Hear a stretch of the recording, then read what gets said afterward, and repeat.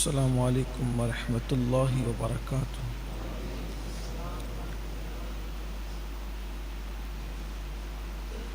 نحمدہ ونصلی ونسلم علی رسولہ الکریم، اما بعد فاعوذ باللہ من الشیطان الرجیم، بسم اللہ الرحمن الرحیم۔ وَيُقِيمُونَ الصَّلَاةَ وَمِمَّا رَزَقْنَاهُمْ يُنْفِقُونَ۔ صدق اللہ العظیم۔ غوث اعظم بمنی بے سر و سامہ مددے، قبلہ دین مددے، کعبہ ایماں مددے، بگرداب بلا افتاد کشتی، مدد کن یا معین الدین چشتی۔ پڑھے الصلاۃ والسلام علیک یا رسول اللہ، الصلاۃ والسلام علیک یا نبی اللہ، الصلاۃ والسلام علیک یا حبیب اللہ، وعلی آلک و اصحابک یا نور اللہ، صلی اللہ تعالی علیہ وسلم۔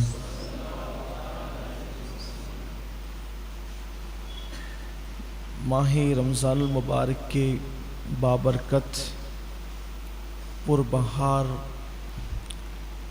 اور حسین لمحات میں ہم اور آپ اپنی زندگی کے شب و روز گزار رہے ہیں۔ اللہ تعالی ہم سب کی زندگی میں یہ دن بار بار نصیب فرمائیں۔ کتنے خوبصورت لمحات ہے، اسی لیے صحابہ کرام تمنا کرتے تھے کہ کاش پورے سال کو رمضان شریف ہی بنا دیا جائے، کیونکہ یہی برکت والے دن ہیں جس میں فرشتے انسانوں پر، مومنوں پر درود بھیجتے ہیں جب وہ سحری کھا رہے ہوتے، مغفرت کی دعائیں ہو رہی ہوتی ہیں، روزے داروں کی دعا پر فرشتے آمین کہہ رہے ہوتے ہیں۔ یہ بڑے برکت والے دن، اللہ ان مبارک دنوں کے صدقے پوری دنیا کے مسلمانوں کی مشکلوں کو آسان کرے، بلائیں دور فرمائیں، وبائیں دور فرمائیں۔ آج سورۃ البقرہ شریف کی ابتدائی آیتوں میں سے ایک آیہ کریمہ، جس میں اللہ تعالیٰ نے مومن کی صفت بیان فرمائی، جو مومنین ہے اور کامیاب مومنین، ان کی صفت میں سے دو صفات قرآن کہتا ہے، وَيُقِيمُونَ الصَّلَاةَ وَمِمَّا رَزَقْنَاهُمْ يُنْفِقُونَ، کہ وہ نماز کو قائم کرتے ہیں اور اللہ کی دی ہوئی روزی سے اللہ کی راہ میں خرچ کرتے ہیں۔ صرف اقامت صلاح کے حوالے سے دو جملے کہنا چاہتا ہوں۔ پورے قرآن میں کہیں بھی قرآن نے نماز پڑھنے کا حکم نہیں دیا، بلکہ نماز قائم کرنے کا حکم دیا۔ اقامت صلاح، نماز قائم کرنا۔ اس کے ضمن میں مفسرین نے دو باتیں لکھی ہے۔ نماز قائم کرنے کا مطلب یہ ہے کہ ایک وقت کی نماز بھی جان بوجھ کر نہ چھوٹے، پہلی بات۔ اور دوسری بات یہ ہے کہ جب تم نماز پڑھو تو اسلام نے جو ارکان بتائے ہیں اس کو ٹھیک ٹھیک ادا کرو۔ جیسے ہاتھ اٹھانے کا جو قانون ہے اس کے مطابق ہاتھ اٹھاؤ، ہاتھ باندھنے کا جو قانون ہے اس کے مطابق، رکوع کرنے کا جو قانون ہے اس کے مطابق، یعنی اس حدیث پر عمل کرو، صلو کما رأیتمونی اصلی۔ اللہ کے حبیب علیہ السلام فرماتے ہیں نماز ایسے پڑھو جیسے مجھے نماز پڑھتے ہوئے دیکھتے ہو۔ اب آپ دیکھ لیں نماز کی حالت میں کسی کے ہاتھ یوں ہوتے ہیں، کسی کے ہاتھ یوں ہوتے ہیں، یعنی جس کی جو مرضی ہے وہ کرتا ہے۔ یہ اقامت صلاح کا قانون نہیں ہے، اپنی مرضی نہیں۔ نماز سیکھیے اور سیکھ کر پڑھیے۔ میں نے تفسیر قرآن میں پہلے ہی دن کہا تھا، جو روزانہ ہمارے ہاں ہوتی ہے تراویح کے بعد، کہ کم سے کم گھنٹہ ڈیڑھ گھنٹہ نکال کر کسی اچھے عالم دین کے پاس یا کسی معلومات والے مبلغ کے پاس تھوڑا سا بیٹھ کر نماز سیکھ لیں، ظاہری ارکان کیا ہیں۔ تو اقامت صلاۃ کا پہلا مطلب، پہلا قول اس پر جان بوجھ کر بھی ایک وقت کی نماز نہ چھوڑی جائے۔ نمبر دو، تمام ارکان کو صحیح ادا کیا جائے۔ اور نمبر تین، جب نماز پڑھو تو اس حالت میں پڑھو، ان تعبد اللہ کأنک ترا فإن لم تکن ترا فإنہ یراک، ایسی عبادت کر جیسے گویا تو خدا کو دیکھ رہا ہے۔ اور اگر یہ پوزیشن نہیں بن سکتی تو پھر یہ تصور کرو کہ اللہ تمہیں دیکھ رہا ہے اور وہ تو تمہیں دیکھ ہی رہا ہے، یعنی اس تصور کے ساتھ نماز پڑھنا کہ اللہ مجھے دیکھ رہا ہے۔ یہ ہے اقامت صلاح۔ اب آپ دیکھ لیں کہ ہم میں کتنے لوگ ہیں جن کا یہ حال ہے کہ وہ اقامت صلاح پر عمل کرتے ہیں۔ نماز پڑھنے سے کوئی کامیابی نہیں ملنا ہے جب تک کہ قرآن کی اس مراد پر عمل نہ کرو، اقامت صلاح کے حوالے سے۔ پھر قرآن کہتا ہے وَمِمَّا رَزَقْنَاهُمْ يُنْفِقُونَ۔ آج میرا اصل عنوان یہی ہے کہ وہ اللہ کی دی ہوئی روزی سے، دیکھو قرآن مقدس کا لہجہ، قرآن کا انداز، کتنی حکمت بھرے انداز میں قرآن گفتگو کرتا ہے۔ وَمِمَّا رَزَقْنَاهُمْ يُنْفِقُونَ، اور ہماری دی ہوئی روزی سے، یعنی اللہ کی دی ہوئی روزی سے وہ اللہ کی راہ میں خرچ کرتے ہیں۔ یہاں یہ خرچ سے مراد بعض مفسرین بلکہ اکثر مفسرین اس طرف گئے ہیں کہ اس سے زکوٰۃ کا وجوب مراد ہے، کہ وہ اللہ تبارک و تعالیٰ کی دی ہوئی روزی سے زکوٰۃ ادا کرتے ہیں۔ نظام زکوٰۃ کیا ہے؟ پہلی بات تو قرآن نے غلط فہمی دور کر دی کہ تم اپنے مال سے نہیں دیتے، مال تو تمہارا ہے بھی نہیں، تم خود تمہارے نہیں ہو، ہماری دی ہوئی روزی سے جو ہم نے دیا ہے۔ اسلام میں جب شروع دن تھے، شروع ایام تھے، بڑی سختی تھی۔ دیکھیے حیرت بھی ہوتی ہے اس پر، خوشگوار حیرت ہوتی کہ جن دنوں اسلام قبول کرنا کافروں کی طرف سے بھی سخت اذیتیں، مشکلیں، مصیبتیں، اسلام کا اظہار کرنے پر بھی مارا پیٹا جاتا تھا، اس وقت قوانین بھی سخت تھے۔ شروع دنوں میں، شروع دنوں کے قوانین یہ تھے کہ مسلمان جتنا کمائیں گے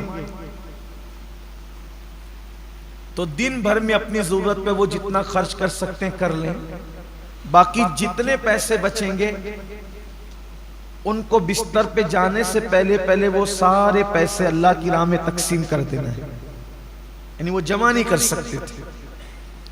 اسی لیے جو شروع دن کے مسلمان ہیں ان کی بڑی اہمیت ہے، سابقون الاولون، ان کا ثواب بھی سب سے الگ ہے، بلکہ اور صحابہ بھی ثواب میں ان کے برابر نہیں ہے جو بعد میں آئے، وہ بھی صحابی ہے۔ جنہوں نے شروع میں کلمہ پڑھا وہ بھی صحابی ہے، جو فتح مکہ کے بعد آئے وہ بھی صحابی ہے، دونوں قابل احترام ہیں۔ لیکن یہ جو سابقون الاولون ہیں ان کا مٹھی بھر جو خیرات کرنا اور فتح مکہ کے بعد آنے والوں کا احد پہاڑ کے برابر سونا خیرات کرنا، دونوں برابر نہیں۔ اب آپ سوچ سکتے ہیں، ہے دونوں صحابی، ہے دونوں صحابی۔ اصل میں یہ حدیث جو آئی ہے نا کہ میرے صحابی کا مٹھی بھر جو خیرات کرنا اور تمہارا احد پہاڑ کے برابر سونا خیرات کرنا دونوں برابر، ہوا یہ تھا کہ ایک صاحب نے جو فتح مکہ کے بعد ایمان لائے تھے، انہوں نے کسی پہلے ایمان لانے والے صحابی کو کچھ کہہ دیا تھا، ان کا دل دکھ گیا تھا، تو اس پر یہ حدیث اللہ کے رسول علیہ السلام نے بیان فرمائی۔ یعنی صحابہ میں بھی درجے ہیں، ہمارے لیے تو وہ صحابی بھی قابل احترام ہے جس نے ایک جھلک حضور کو دیکھ لیا، بس ہم جو ہے وہ معاذ اللہ کوئی تقابل نہیں کر رہے ہیں، صرف بتا رہے ہیں کہ پہلے دن ایمان لانے والوں کی سابقون الاول، اسی لیے وہ جنت میں بھی پہلے جائیں گے، وہ جنت میں بھی پہلے جائیں گے، اور ان کی بہت بڑی شان ہے جو پہلے. اس کی وجہ یہ ہے، ایک تو کافروں کی تکلیفیں انہوں نے جھیلی، پھر اسلام کے نام پہ اس وقت خرچہ کیا کہ جب اسلام کا نام لینے کے لیے وہ لوگ ڈرتے تھے. وہ سابقون الاولون ہیں. تو اس وقت کے حالات یہ تھے کہ پیسہ نہیں جمع کر سکتے تھے، جتنا خرچ کر دیا دن بھر میں خرچ کر دیا، بستر پہ جانے سے پہلے سب آپ کو تقسیم کر دینا ہے، جمع نہیں کر سکتے تھے.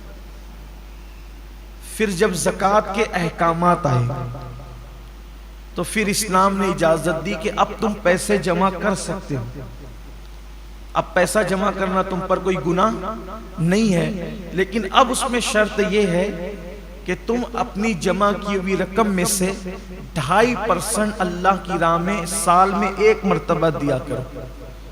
پھر اس کے مصارف بتائے گئے کہ یہ ان راستوں میں کم و بیش 7 طبقے قرآن مقدس نے بیان فرمائے ہیں کہ ان راستوں میں تمہیں خرچ کرنا ہے، جن میں سے بہت سارے طبقات ہیں جو ہندوستان میں پائے نہیں جاتے، تو اس کی تفصیل آگے ہم آپ کے سامنے پیش کریں گے.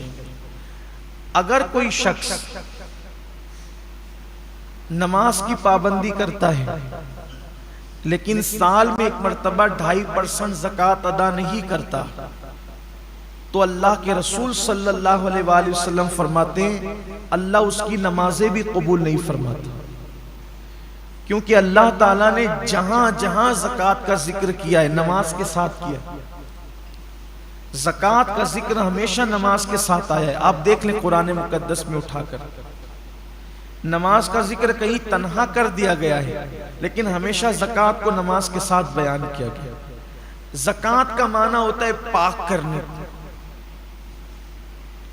زکوٰۃ کو زکوٰۃ اس لیے کہتے ہیں کہ ہر چیز کا ایک میل ہوتا ہے، تو یہ جو ہمارا مال ہے اس کا میل نکالنا، گویا کہ ایک سمجھانے کے لیے کہہ رہا ہوں. یہ شارحین نے بھی لکھا ہے حدیث پاک کی شرح میں کہ یہ جو زکوٰۃ نکالی جاتی ہے مال کا میل ہے.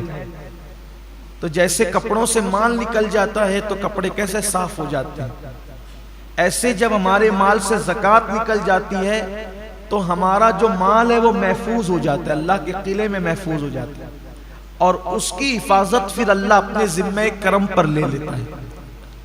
اور جو لوگ ادا نہیں کرتے زکوٰۃ، کچھ لوگ ایسے ہیں کہ جنہیں بہت تکلیف ہوتی ہے زکوٰۃ ادا کرنے میں، حالانکہ دیا اللہ نے، اور ادا کتنی کرنا ہے؟ صرف 2.5%، یعنی 100 روپے پر 2.5 روپیہ دینا ہے صرف، اور 97.5 روپے اپنے لیے رکھنا ہے. اب دیکھیں 97.5 کتنے ہوتے ہیں، اور صرف 2.5%، اور یہ فرض ہے. سیدنا صدیق اکبر نے ان کے ساتھ جنگ کی تھی جن لوگوں نے اللہ کے رسول علیہ السلام کے وصال کے بعد زکوٰۃ ادا کرنے سے انکار کیا تھا. صدیق اکبر نے فرمایا تھا میں ان کے ساتھ ایسے ہی جہاد کروں گا جیسے ہم کافروں پہ جہاد کرتے ہیں، حتیٰ کہ اگر دور رسالت میں یہ اونٹ کی نکیل اور رسی بھی بطور زکوٰۃ دیتے تھے، اگر یہ رسی بھی روک لیں گے تو بھی میں ان کے ساتھ جہاد کروں گا. اور آپ نے کیا. معاملہ ایک رسی کا نہیں تھا، معاملہ پیسوں کا نہیں تھا، معاملہ زکوٰۃ کی فرضیت کا تھا.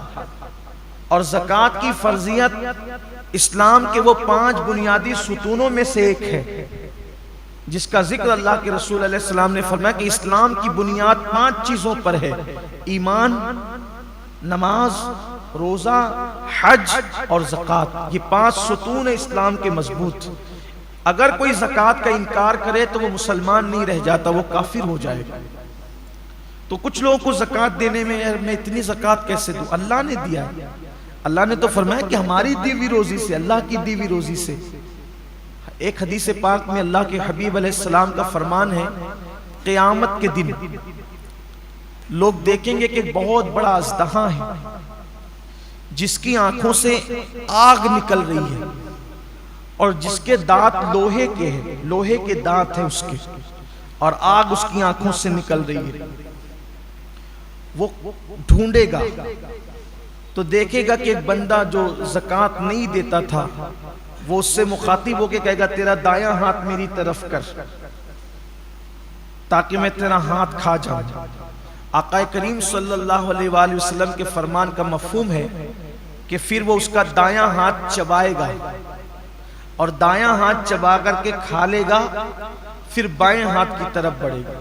جب بایاں ہاتھ چبا کر کھائے گا تو پھر دایاں ہاتھ اس کا دوبارہ واپس آ جائے گا، پھر بایاں ہاتھ کھا چکا رہے گا تو دایاں ہاتھ کھائے گا تو بایاں واپس آ جائے گا۔ اور جس وقت وہ اژدہا جس کی آنکھوں سے آگ نکل رہی ہوگی اور دانت اس کے لوہے کی ہوں گے، وہ بھی جہنم کے بنے ہوئے لوہے کے، تو وہ جب چبا رہا ہوگا تو اس کی چیخ ایسی نکلے گی کہ اس کی چیخ نکلنے سے پورا میدان محشر کانپ جائے گا۔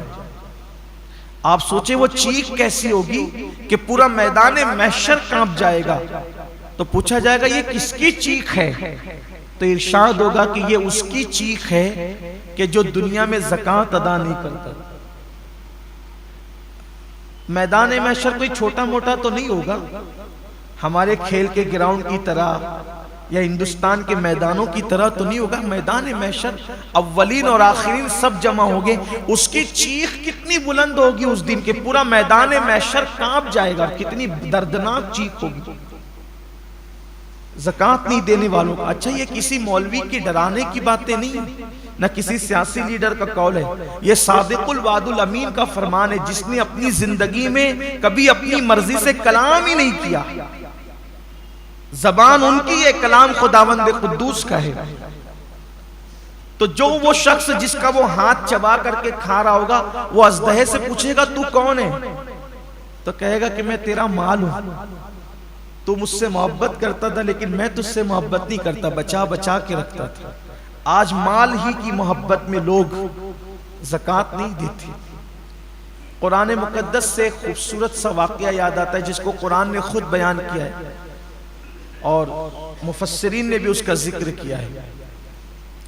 مال انسان کو کتنا نیچے گراتا ہے، کتنا گھٹیا سوچ پیدا کرتا ہے انسان کی مال۔ مفسرین فرماتے ہیں قرآن مقدس کی تفسیر میں کہ موسیٰ علیہ السلام کا ایک کزن تھا،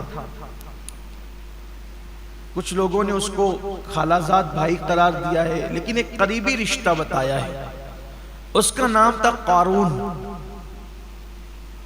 اور قارون جو تھا وہ بہت بڑا دولت مند آدمی تھا، مالدار آدمی تھا قارون، اور وہ توریت کا بہت بڑا قاری تھا۔ وہ یعنی اس کی آواز اتنی خوبصورت تھی، اتنا پڑھا لکھا بندہ تھا وہ موسیٰ علیہ السلام کی قوم میں کہ جب موسیٰ علیہ السلام توریت سننا چاہتے تھے کسی اچھی آواز والے سے تو قارون سے کہتے تھے تو پڑھ، اور قارون تلاوت کرتا تھا توریت شریف کی، اور موسیٰ علیہ السلام اس سے توریت سننا پسند کرتے تھے۔ یعنی اس سے پتہ چلا کہ رشتے میں بھی موسیٰ علیہ السلام کا قریبی ہے اور دیندار بھی ہے۔ بھئی بے دین سے تو حضرت موسیٰ توریت نہیں سنیں گے نا، یعنی کس شان کا آدمی تھا قارون، آپ پہلے یہ سمجھ لیں۔ لیکن اللہ نے اس کو بہت دولت دی تھی، مال اس کے پاس اتنا تھا، دولت اس کے پاس اتنی تھی کہ اس کی تجوریوں کی چابیاں کئی جانوروں پہ لاد کر لائی اور لے جائی جاتی تھی۔ اس سے اندازہ ہوتا ہے کہ جس کے پاس چابیاں اتنی ہوگی تو تجوریاں کتنی ہوگی، اور جب تجوریاں اتنی ہیں تو مال کتنا ہوگا۔ اس دور میں بہت مال ہوگا اس کے پاس۔ قرآن نے بیان کیا کہ وہ بہت مالدار تھا۔ اب اللہ کا حکم آیا موسیٰ علیہ السلام پر کہ آپ اپنی قوم سے کہے کہ وہ زکوٰۃ ادا کریں۔ زکوٰۃ دینا ہے 2.5% مال سے۔ تو موسیٰ علیہ السلام نے اپنی قوم سے کہا کہ بھائی اب اللہ کا یہ قانون آیا ہے کہ جو مالدار لوگ ہیں وہ اپنے مال سے غریب لوگوں کو 2.5% زکوٰۃ نکالیں گے۔ تو چھوٹے موٹے مالدار لوگ تھے، انہیں تو کوئی پرابلم ہی نہیں تھا، انہوں نے تو دینا ہی تھا۔ سب سے بڑا جو مالدار تھا وہ قارون تھا۔ قارون نے کہا کہ میں کل سوچ کے بتاتا ہوں۔ یہ سوچ کے بتانا یہ شیطانی چکر، مسلمان کی ذمہ داری ہے، اللہ کے اور اس کے رسول کا فرمان آ گیا، کوئی سوچ نہیں، کوئی فکر نہیں، کچھ نہیں، حکم آیا سر تسلیم خم، ورنہ انجام برا ہے۔ تو کہا میں سوچ کے بتاتا ہوں۔ پھر وہ گیا گھر، سوچنے لگا اتنی دولت، اس کا 2.5% کتنا ہوگا؟ جیسے آج کروڑ پتی لوگ کہتے ہیں نا لاکھوں نکل جائے گا میرا، لاکھوں۔ ارے کروڑوں تو دیا اللہ نے ہے نا، لاکھوں نکلا تو تو نے دیا کیا؟ اور اس پہ وعدہ بھی ہے، ایک دے گا تو میں کم سے کم 10 دوں گا، کم سے کم 70 دوں گا، 700 دوں گا، اور اگر نیت میں اور خلوص ہے تو میں تجھے بے حساب عطا کروں۔ ملنا ہے وہ دنیا میں ہی، واپس دنیا میں پہلے ملے گا، آخرت میں تو ملنا ہی ملنا ہے۔ شیطان کے مکر و فریب میں مت پڑو۔ قرآن میں اللہ فرماتا ہے شیطان تمہیں غربت کا خوف دلاتا ہے، اللہ کی راہ میں خرچ کرتے ہو نا تو تمہیں کیا رہ جائے گا تیرے پاس؟ ارے کیا رہ جائے گا؟ کیا اس کا کرم ہوگا تو جس نے اتنا دیا ہے جب اس کی راہ میں دو گے تو وہ اور عطا کرے گا۔ میں نے ایک بہت بڑے بزرگ کو یہ بات کہتے ہوئے سنا ہے کہ دینے والا کبھی غریب نہیں ہوتا، بس اچھی نیت سے وہ اللہ کی راہ میں دینا شروع کرے، کبھی غربت اس کے پاس نہیں آئے گی۔ فرعون پر اللہ نے عذاب نازل نہیں کیا اس وقت تک جب تک فرعون بھوکوں کو کھانا کھلاتا رہا۔ سامری جس نے بچڑا بنایا تھا، پیتل کا بچڑا، اور جس نے شرک کو گویا کہ عام کرنے میں بنی اسرائیل کی مدد کی تھی، پوری قوم پہ عذاب آیا، سامری پر نہیں آیا۔ حضرت موسیٰ علیہ السلام نے کہا اللہ یہ تو بڑا منافق ہے، بچڑا تو اسی نے بنایا تھا، یہ نہ بناتا تو لوگ اس کی پوجا کیوں کرتے؟ اللہ نے فرمایا ہم جانتے ہیں کہ بڑا مجرم یہ ہے، لیکن اس کی خصوصیت ہے یہ غریبوں پہ خرچ کرتا ہے، غریبوں پہ خرچ کرتا ہے، اس لیے کافر ہونے کے باوجود بھی ہم نے اس کا عذاب مؤخر کر دیا۔ عذاب تو دیں گے لیکن جلدی نہیں دیں گے کیونکہ لوگوں پہ خرچہ کرتا ہے۔ آپ سوچیں اگر کافر خرچ کرے غریبوں پر تو اس کا بھی عذاب مؤخر ہوتا رہتا ہے، مومن خرچ کرے تو اسے عذاب کیوں کر مل سکتا ہے؟ تو قارون نے سوچا کہ میری اتنی دولت چلی جائے گی۔ اس نے سوچا کہ کام کرتے ہیں، اتنی دولت بچانے کے لیے تھوڑی سی خرچہ کرتے ہیں۔ اور اس کے دماغ میں ایک شیطانی پلان آیا، تو وہ ایک بدکار عورت کے پاس گیا اور اس بدکار عورت کو کہا کہ کل جب دن میں موسیٰ علیہ السلام اپنی قوم کے سامنے خطاب فرمائیں گے، زکوٰۃ کا قانون بیان کریں گے، تو تو کھڑی ہونا اور موسیٰ علیہ السلام پہ معاذ اللہ ثم معاذ اللہ زنا کا الزام لگانا۔ میں تجھے اتنے روپے دوں گا، اتنے پیسے دوں گا۔ روپے پیسے تو ہم بتاتے ہیں اس دور میں جو بھی سکے رہے ہیں، لیکن تجھے یہ کہا۔ اس نے کہا کیا میں اللہ کے نبی پہ بدکار تھی لیکن بے غیرت قارون کی طرح تو نہ تھی کہ دولت کے نشے میں اس نے اتنا بڑا فیصلہ کر لیا۔ اس نے کہا موسیٰ علیہ السلام پہ میں کہا کہ میں جتنا کہتا ہوں کر، تجھے منہ مانگی قیمت دوں گا۔ پھر دولت کے ایک مرتبہ 2.5% زکوٰۃ ادا نہیں کرتا تو اللہ کے رسول صلی اللہ علیہ وآلہ وسلم فرماتے ہیں اللہ اس کی نمازیں بھی قبول نہیں فرماتا، کیونکہ اللہ تعالیٰ نے جہاں جہاں زکوٰۃ کا ذکر کیا ہے نماز کے ساتھ کیا ہے۔ زکوٰۃ کا ذکر ہمیشہ نماز کے ساتھ آیا ہے۔ آپ دیکھ لیں قرآن مقدس میں اٹھا کر، نماز کا ذکر کہیں تنہا کر دیا گیا ہے لیکن ہمیشہ زکوٰۃ کو نماز کے ساتھ بیان کیا گیا۔ زکوٰۃ کا معنی ہوتا ہے پاک کرنے۔ زکوٰۃ کو زکوٰۃ اس لیے کہتے ہیں کہ ہر چیز کا ایک میل ہوتا ہے، تو یہ جو ہمارا مال ہے اس کا میل نکالنا، گویا کہ ایک سمجھانے کے لیے کہہ رہا ہوں۔ یہ شارحین نے بھی لکھا ہے حدیث پاک کی شرح میں کہ یہ جو زکوٰۃ نکالی جاتی ہے مال کا میل ہے، تو جیسے کپڑوں سے مال نکل جاتا ہے تو کپڑے کیسے صاف ہو جاتے ہیں، ایسے جب ہمارے مال سے زکوٰۃ نکل جاتی ہے تو ہمارا جو مال ہے وہ محفوظ ہو جاتا ہے، اللہ کے قلعے میں محفوظ ہو جاتا ہے، اور اس کی حفاظت پھر اللہ اپنے ذمہ کرم پر لے لیتا ہے۔ اور جو لوگ ادا نہیں کرتے زکوٰۃ، کچھ لوگ ایسے ہیں کہ جنہیں بہت تکلیف ہوتی ہے زکوٰۃ ادا کرنے میں، حالانکہ دیا اللہ نے، اور ادا کتنی کرنا ہے؟ صرف 2.5%، یعنی 100 روپے پر 2.5 روپیہ دینا ہے صرف، اور 97.5 روپے اپنے لیے رکھنا ہے۔ اب دیکھیں 97.5 کتنے ہوتے ہیں، اور صرف 2.5%، اور یہ فرض ہے۔ سیدنا صدیق اکبر نے ان کے ساتھ جنگ کی تھی، جن لوگوں نے اللہ کے رسول علیہ السلام کے وصال کے بعد زکوٰۃ ادا کرنے سے انکار کیا تھا۔ صدیق اکبر نے فرمایا تھا میں ان کے ساتھ ایسے ہی جہاد کروں گا جیسے ہم کافروں پہ جہاد کرتے ہیں، حتیٰ کہ اگر دور رسالت میں یہ اونٹ کی نکیل اور رسی بھی بطور زکوٰۃ دیتے تھے، اگر یہ رسی بھی روک لیں گے تو بھی میں ان کے ساتھ جہاد کروں گا۔ اور آپ نے کیا۔ معاملہ ایک رسی کا نہیں تھا، معاملہ پیسوں کا نہیں تھا، معاملہ زکوٰۃ کی فرضیت کا تھا۔ اور زکوٰۃ کی فرضیت اسلام کے وہ 5 بنیادی ستونوں میں سے ایک ہے، جس کا ذکر اللہ کے رسول علیہ السلام نے فرمایا کہ اسلام کی بنیاد 5 چیزوں پر ہے: ایمان، نماز، روزہ، حج اور زکوٰۃ۔ یہ 5 ستون ہیں اسلام کے مضبوط۔ اگر کوئی زکوٰۃ کا انکار کرے تو وہ مسلمان نہیں رہ جاتا، وہ کافر ہو جائے گا۔ تو کچھ لوگوں کو زکوٰۃ دینے میں یار میں اتنی زکوٰۃ کیسے دوں؟ اللہ نے دیا ہے۔ اللہ نے تو فرمایا کہ ہماری دی ہوئی روزی سے، اللہ کی دی ہوئی روزی سے۔ ایک حدیث پاک میں اللہ کے حبیب علیہ السلام کا فرمان ہے، قیامت کے دن لوگ دیکھیں گے کہ ایک بہت بڑا اژدہا ہے جس کی آنکھوں سے آگ نکل رہی ہے، اور جس کے دانت لوہے کے ہیں، لوہے کے دانت ہیں اس کے، اور آگ اس کی آنکھوں سے نکل رہی ہے۔ وہ ڈھونڈے گا تو دیکھے گا کہ ایک بندہ جو زکوٰۃ نہیں دیتا تھا، وہ اس سے مخاطب ہو کے کہے گا تیرا دایاں ہاتھ میری طرف کر تاکہ میں تیرا ہاتھ کھا جاؤں۔ آقا کریم صلی اللہ علیہ وآلہ وسلم کے فرمان کا مفہوم ہے کہ پھر وہ اس کا دایاں ہاتھ چبائے گا، اور دایاں ہاتھ چبا کر کے کھا لے گا، پھر بائیں ہاتھ کی طرف بڑھے گا۔ جب بایاں ہاتھ چبا کر کھائے گا تو پھر دایاں ہاتھ اس کا دوبارہ واپس آ جائے گا، پھر بایاں ہاتھ کھا چکا رہے گا تو دایاں ہاتھ کھائے گا تو بایاں واپس آ جائے گا۔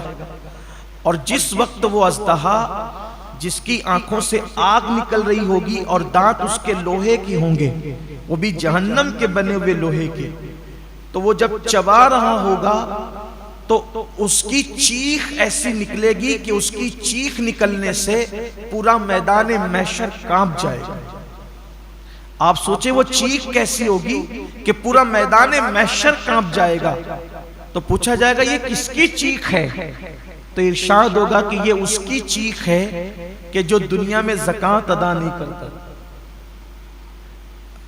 میدان محشر کوئی چھوٹا موٹا تو نہیں ہوگا، ہمارے کھیل کے گراؤنڈ کی طرح یا ہندوستان کے میدانوں کی طرح تو نہیں ہوگا۔ میدان محشر اولین اور آخرین سب جمع ہوگے، اس کی چیخ کتنی بلند ہوگی اس دن کہ پورا میدان محشر کانپ جائے گا، کتنی دردناک چیخ ہوگی زکوٰۃ نہیں دینے والوں کا۔ اچھا یہ کسی مولوی کی ڈرانے کی باتیں نہیں ہیں، نہ کسی سیاسی لیڈر کا قول ہے، یہ صادق الوعد الامین کا فرمان ہے، جس نے اپنی زندگی میں کبھی اپنی مرضی سے کلام ہی نہیں کیا، زبان ان کی، یہ کلام خداوند قدوس کا ہے۔ تو جو وہ شخص جس کا وہ ہاتھ چبا کر کے کھا رہا ہوگا، وہ اژدہے سے پوچھے گا تو کون ہے؟ تو کہے گا کہ میں تیرا مال ہوں، تو مجھ سے محبت کرتا تھا لیکن میں تجھ سے محبت نہیں کرتا، بچا بچا کے رکھتا تھا۔ آج مال ہی کی محبت میں لوگ زکوٰۃ نہیں دیتے۔ قرآن مقدس سے خوبصورت سا واقعہ یاد آتا ہے جس کو قرآن نے خود بیان کیا ہے اور مفسرین نے بھی اس کا ذکر کیا ہے۔ مال انسان کو کتنا نیچے گراتا ہے، کتنا گھٹیا سوچ پیدا کرتا ہے انسان کی مال۔ مفسرین فرماتے ہیں قرآن مقدس کی تفسیر میں کہ موسیٰ علیہ السلام کا ایک کزن تھا، کچھ لوگوں نے اس کو خالہ زاد بھائی قرار دیا ہے لیکن ایک قریبی رشتہ بتایا ہے، اس کا نام تھا قارون۔ اور قارون جو تھا وہ بہت بڑا دولت مند آدمی تھا، مالدار آدمی تھا قارون،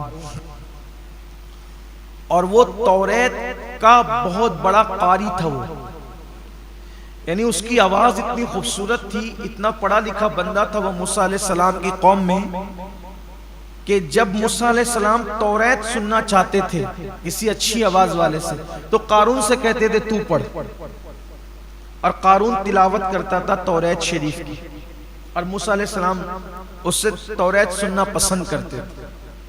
یعنی اس سے پتہ چلا کہ رشتے میں بھی موسیٰ علیہ السلام کا قریبی ہے اور دیندار بھی ہے۔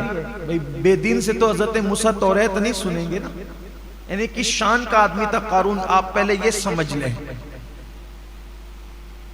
لیکن اللہ نے اس کو بہت دولت دی تھی، مال اس کے پاس اتنا تھا، دولت اس کے پاس اتنی تھی کہ اس کی تجوریوں کی چابیاں کئی جانوروں پہ لاد کر لائی اور لے جائی جاتی تھی۔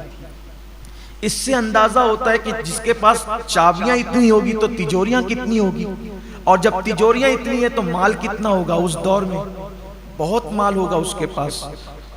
قرآن نے بیان کیا کہ وہ بہت مالدار تھا۔ اب اللہ کا حکم آیا موسیٰ علیہ السلام پر کہ آپ اپنی قوم سے کہیں کہ وہ زکوٰۃ ادا کریں۔ زکوٰۃ دینا ہے 2.5% مال سے۔ تو موسیٰ علیہ السلام نے اپنی قوم سے کہا کہ بھائی اب اللہ کا یہ قانون آیا ہے کہ جو مالدار لوگ ہیں وہ اپنے مال سے غریب لوگوں کو 2.5% زکوٰۃ نکالیں گے۔ تو چھوٹے موٹے مالدار لوگ تھے، انہیں تو کوئی پرابلم ہی نہیں تھا، انہوں نے تو دینا ہی تھا۔ سب سے بڑا جو مالدار تھا وہ قارون تھا۔ قارون نے کہا کہ میں کل سوچ کے بتاتا ہوں۔ یہ سوچ کے بتانا یہ شیطانی چکر، مسلمان کی ذمہ داری ہے، اللہ کے اور اس کے رسول کا فرمان آ گیا، کوئی سوچ نہیں، کوئی فکر نہیں، کچھ نہیں، حکم آیا سر تسلیم خم، ورنہ انجام برا ہے۔ تو کہا میں سوچ کے بتاتا ہوں۔ پھر وہ گیا گھر، سوچنے لگا اتنی دولت، اس کا 2.5% کتنا ہوگا؟ جیسے آج کروڑ پتی لوگ کہتے ہیں نا لاکھوں نکل جائے گا میرا، لاکھوں۔ ارے کروڑوں تو دیا اللہ نے ہے نا، لاکھوں نکلا تو تو نے دیا کیا؟ اور اس پہ وعدہ بھی ہے، ایک دے گا تو میں کم سے کم 10 دوں گا، کم سے کم 70 دوں گا، 700 دوں گا، اور اگر نیت میں اور خلوص ہے تو میں تجھے بے حساب عطا کروں۔ ملنا ہے وہ دنیا میں ہی، واپس دنیا میں پہلے ملے گا، آخرت میں تو ملنا ہی ملنا ہے۔ شیطان کے مکر و فریب میں مت پڑو۔ قرآن میں اللہ فرماتا ہے شیطان تمہیں غربت کا خوف دلاتا ہے، اللہ کی راہ میں خرچ کرتے ہو نا تو تمہیں کیا رہ جائے گا تیرے پاس؟ ارے کیا رہ جائے گا؟ کیا اس کا کرم ہوگا تو جس نے اتنا دیا ہے جب اس کی راہ میں دو گے تو وہ اور عطا کرے گا۔ میں نے ایک بہت بڑے بزرگ کو یہ بات کہتے ہوئے سنا ہے کہ دینے والا کبھی غریب نہیں ہوتا، بس اچھی نیت سے وہ اللہ کی راہ میں دینا شروع کرے، کبھی غربت اس کے پاس نہیں آئے گی۔ فرعون پر اللہ نے عذاب نازل نہیں کیا اس وقت تک جب تک فرعون بھوکوں کو کھانا کھلاتا رہا۔ سامری جس نے بچڑا بنایا تھا، پیتل کا بچڑا، اور جس نے شرک کو گویا کہ عام کرنے میں بنی اسرائیل کی مدد کی تھی، پوری قوم پہ عذاب آیا، سامری پر نہیں آیا۔ حضرت موسیٰ علیہ السلام نے کہا اللہ یہ تو بڑا منافق ہے، بچڑا تو اسی نے بنایا تھا، یہ نہ بناتا تو لوگ اس کی پوجا کیوں کرتے؟ اللہ نے فرمایا ہم جانتے ہیں کہ بڑا مجرم یہ ہے، لیکن اس کی خصوصیت ہے یہ غریبوں پہ خرچ کرتا ہے، غریبوں پہ خرچ کرتا ہے، اس لیے کافر ہونے کے باوجود بھی ہم نے اس کا عذاب مؤخر کر دیا۔ عذاب تو دیں گے لیکن جلدی نہیں دیں گے کیونکہ لوگوں پہ خرچہ کرتا ہے۔ آپ سوچیں اگر کافر خرچ کرے غریبوں پر تو اس کا بھی عذاب مؤخر ہوتا رہتا ہے، مومن خرچ کرے تو اس سے عذاب کیوں کر مل سکتا ہے؟ تو قارون نے سوچا کہ میری اتنی دولت چلی جائے گی۔ اس نے سوچا کہ کام کرتے ہیں، اتنی دولت بچانے کے لیے تھوڑی سی خرچہ کرتے ہیں۔ اور اس کے دماغ میں ایک شیطانی پلان آیا، تو وہ ایک بدکار عورت کے پاس گیا اور اس بدکار عورت کو کہا کہ کل جب دن میں موسیٰ علیہ السلام اپنی قوم کے سامنے خطاب فرمائیں گے، زکوٰۃ کا قانون بیان کریں گے، تو تو کھڑی ہونا اور موسیٰ علیہ السلام پہ معاذ اللہ ثم معاذ اللہ زنا کا الزام لگانا، میں تجھے اتنے روپے دوں گا، اتنے پیسے دوں گا۔ روپے پیسے تو ہم بتاتے ہیں اس دور میں جو بھی سکے رہے ہیں، لیکن تجھے یہ کہا، اس نے کہا کیا میں اللہ کے نبی پہ بدکار تھی لیکن بے غیرت قارون کی طرح تو نہ تھی کہ دولت کے نشے میں اس نے اتنا بڑا فیصلہ کر لیا؟ اس نے کہا موسیٰ علیہ السلام پہ میں کہا کہ میں جتنا کہتا ہوں کر، تجھے منہ مانگی قیمت دوں گا۔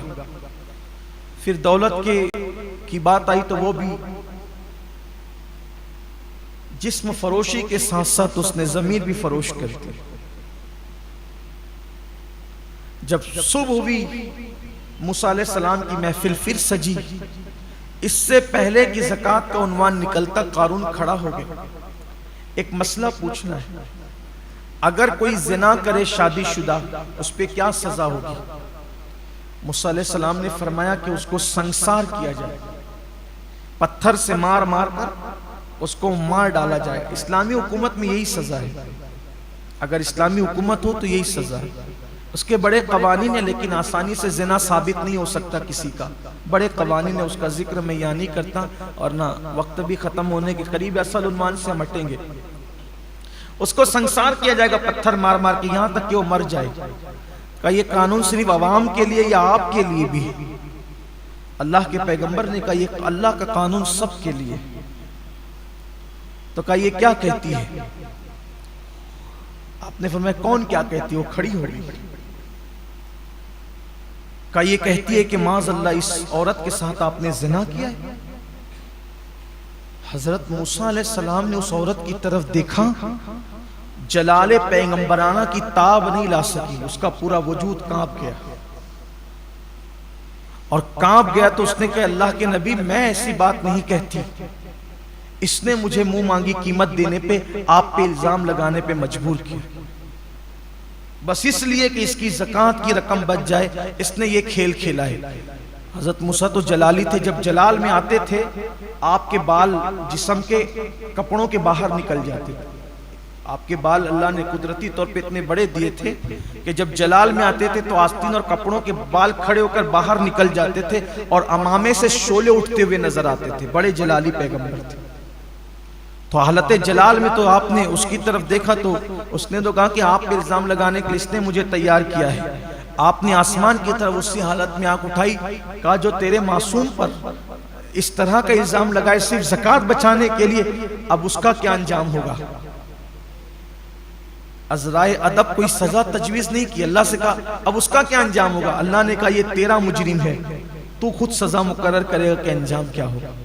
حضرت موسیٰ علیہ السلام نے کہا یہ زمین دھسا اس کو اپنے اندر، زمین اس کو اپنے اندر دھسا لے۔ جب وہ کمر تک دھسا تو کتنا بدماش تھا، دھستے دھستے کا موسیٰ میری دولت پر قبضہ کرنے کا اچھا طریقہ نکالا ہے کہ مجھے زمین میں دھسا دو اور پھر میری دولت پہ قبضہ کر لو۔ اللہ کے پیغمبر نے کہا زمین رک جا، اور پھر حکم دیا کہ اس کی دولت کو اس کے سر پہ رکھ دیا جائے، یعنی اب عذاب اور بڑھ جائے۔ فرشتوں نے اس کی جتنی تجوریاں، اس کی جتنی دولت تھی سب اس کے سر پہ رکھ دیا۔ ابھی تو ایسے ہی دھس رہا تھا بغیر وزن کے، نبی سے منہ چلانے کی سزا یہ ملی کہ اس کی ساری دولت اس کے سر پہ رکھ دی گئی، اور اسی حالت میں وہ دھس رہا۔ اللہ کے رسول علیہ السلام نے جب اپنے دور میں بیان فرمایا تو فرمایا کہ ابھی بھی وہ زمین میں دھس رہا ہے۔ اور بعض بزرگوں نے فرمایا کہ رسول اللہ نے فرمایا ابھی بھی دھس رہا ہے تو ابھی بھی دھس رہا ہے۔ زکوٰۃ نہ دینے کا انجام، اور زکوٰۃ نہ دینے کی بنیاد پہ مال کی محبت نے اس کو پہنچایا کس منزل پر؟ آج ہمارے یہاں بھی یہی ہو رہا ہے، لوگ زکوٰۃ نہیں دے رہے۔ حدیث پاک میں آیا ہے، اللہ کے رسول علیہ السلام فرماتے ہیں کہ جب لوگ زکوٰۃ کو تاوان سمجھنے لگے، بادشاہ کیا جو ٹیکس دیتے ہیں تو وہ ٹیکس دینا لوگوں کو برا لگتا ہے، اچھا نہیں لگتا۔ حکومتوں کو ٹیکس دینا لوگ خوشی سے، کوئی نہیں دیتا خوشی سے اس کو، تو آقا علیہ السلام فرماتے ہیں جب زکوٰۃ کو لوگ تاوان سمجھیں گے، تاوان، اس وقت میری امت پر مصیبتیں ایسے برسے گی جیسے کالی رات میں جب بادل امٹ آتے ہیں تو کیسے چھما چھم بارش برستی ہے زوردار، ویسے میری امت پر مصیبتیں آئے گی۔ یعنی بارش کے قطرے نہیں مسلسل ٹپکتے رہتے ہیں، ایک کے بعد ایک کے بعد ایک کے بعد، تو ایک مصیبت ختم نہیں ہوگی تو دوسری، دوسری نہیں تو تیسری، تیسری نہیں تو چوتھی۔ دیکھ لیجئے 4 مہینے کاروبار بند کر سکتے ہیں لیکن 2.5% زکوٰۃ نہیں نکال سکتے. لاکھوں لاکھ روپیہ لوگ لے کر کے بھاگ جائیں، زکوٰۃ نہیں نکالیں گے، خوش دلی سے نہیں نکالیں گے. زکوٰۃ نکالنے کی برکت کیا ہے؟ زکوٰۃ نکالنے کی برکت یہ ہے کہ اگر تم زکوٰۃ اپنی پوری نکالو خوش دلی کے ساتھ، اللہ تمہاری عمر میں اضافہ کرے، مال میں اضافہ کرے. ایک حدیث پاک ہے، ایک شخص تھا حضرت سلیمان علیہ السلام سے بہت محبت کرتا تھا. معاف کیجئے گا، سلیمان علیہ السلام کے والد حضرت داؤد علیہ السلام سے بڑی محبت تھی اس کو. سلیمان علیہ السلام کے والد داؤد علیہ السلام سے بڑی محبت. تو داؤد علیہ السلام سے محبت کا اس کا عالم یہ تھا کہ جس دن وہ داؤد علیہ السلام کو دیکھ نہیں لیتا اس کو چین نہیں ملتا تھا، تو وہ ہر دن آتا تھا سلام کرنے کے لیے. یعنی اس کا معمول تھا کہ وہ دن میں آئے گا، نہیں آ سکے گا تو سونے سے پہلے ایک مرتبہ وہ داؤد علیہ السلام کی بارگاہ میں سلام کے لیے ضرور حاضر ہوگا. سوئے گا نہیں ان کو دیکھے بغیر، یا تو رات میں یا تو دن میں. 24 گھنٹے میں ایک بار داؤد علیہ السلام کی زیارت اس کے لیے لازم تھی. ایک دن اس کی شادی ہو گئی. اب شادی کا دن تھا تو ہر دن آتا تھا سلام کرنے کے لیے، شادی کے دن تو آنا ہی تھا. تو اس نے روزانہ کے معمول کی طرح شادی کی مصروفیات کے بعد بھی وقت نکال کے حضرت داؤد علیہ السلام کی بارگاہ میں آیا، شادی کا سلام کر. دولہا بن گیا تو شادی کا سلام کرنے کیا ہے.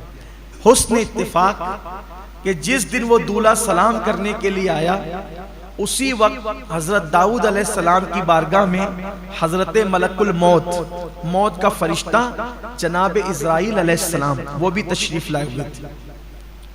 تو داؤد علیہ السلام بھی اس سے پیار کرتے تھے، جب وہ محبت کرتا تھا تو آپ بھی اس سے محبت کرتے تھے.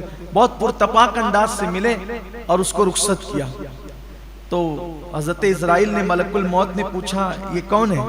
کہ یہ میرا بڑا پیارا ہے اور مجھ سے محبت کرتا ہے، میں بھی اس سے محبت کرتا ہوں. اتنا محبت کا معاملہ اس کا کہ جب تک سلام کر نہیں لیتا جب تک سوتا نہیں ہے. اس کا معمول یہ ہے. اور آج اس کی شادی ہوئی ہے. تو کہا داؤد اس کی زندگی کے صرف 6 دن باقی رہ گئے. اس سال میں جن لوگوں کی روح قبض کرنے کا مجھے حکم ملا ہے اس میں سے ایک یہ بھی ہے، بس 6 دن کے بعد مجھے اس کے گھر جانا ہے.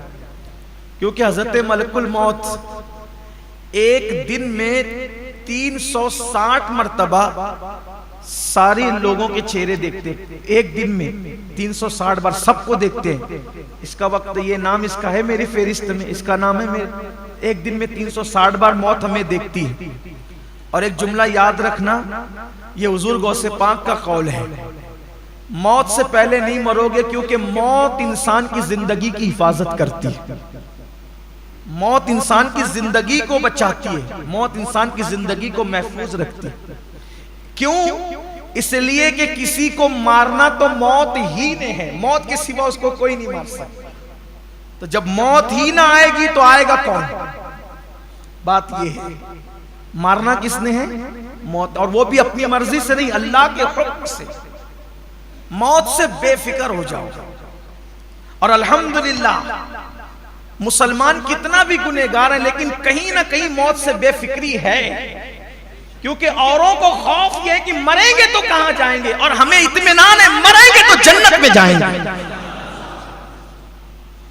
اوروں کو مرنے کے بعد کوئی ٹھکانہ نہیں ہے، اسی لیے وہ گھبرائے ہوئے ہیں، بڑا ہنگامہ ہاہاکار مچا کہ مریں گے تو کہاں جائیں گے. ہمیں اطمینان ہے. اور ہمیں تو اور ہی زیادہ، ہم ولیوں کے ماننے والے صوفیہ ہمیں تو زیادہ اطمینان، عاشقان رسول کو زیادہ اطمینان ہے. کیوں؟ حق تعالی بھی کریم اور محمد بھی کریم. اور فارسی میں کہا گیا ہے صد شکر ہستے میانے دو کریم. میں اللہ کا شکر ادا کرتا ہوں کہ میں 2 کریموں کے درمیان ہوں. میں نے مر کے جانا کہاں ہے؟ 2 کریموں کے درمیان جانا ہے. 2 کریموں کے درمیان جانا ہے. حق تعالی بھی کریم اور محمد بھی کریم. اور کیسے کریم ہے، ماؤں کی محبتیں گھٹنے جہاں ٹیک دیتی ہے اس سے آگے اور کروڑوں درجہ آگے اللہ اپنے بندوں سے محبت کرتا ہے، پیار کرتا ہے۔ اور مومن کی قبر تو جنت کے باغوں میں سے باغ ہے۔ اس لیے موت سے بے فکر ہو جاؤ، لیکن بے فکر ہونے کا مطلب یہ نہیں کہ احتیاط ختم کر دو، یہ نہیں، احتیاط بھی باقی رکھو اور موت کا ٹینشن چھوڑ، جب آنا ہے تب آئے گی، اس سے پہلے کبھی نہیں آئے گی۔ موت ہی زندگی کی محافظ ہے۔ ایک دن میں 360 بار چہرہ دیکھتے ہیں حضرت ملک الموت، تیرا وقت آیا کہ نہیں؟ تو حضرت داؤد علیہ السلام سے کہا کہ 6 دن کے بعد جانا ہے اس کے گھر، اس حکم ہے اللہ کا روح نکالنے کے لیے۔ بڑا افسوس ہوا، لیکن کہہ کیا سکتے، کرنا کیا تھا، اللہ کا حکم ہے، ٹھیک ہے کوئی بات نہیں۔ پھر وہ شخص آتا جاتا رہا، ان 6 دن میں حضرت داؤد اس کو بڑی حسرت سے دیکھتے، 6 دن کا دولہا چلا جائے گا، ایسے ہی نہ کہیں دلہن کے ہاتھ کی مہندی بھی نہ مٹے گی اور اس کا سہاگ اجڑ جائے گا۔ لیکن 6 دن بھی چلے گئے، حتیٰ کہ 7 مہینے بیت گئے۔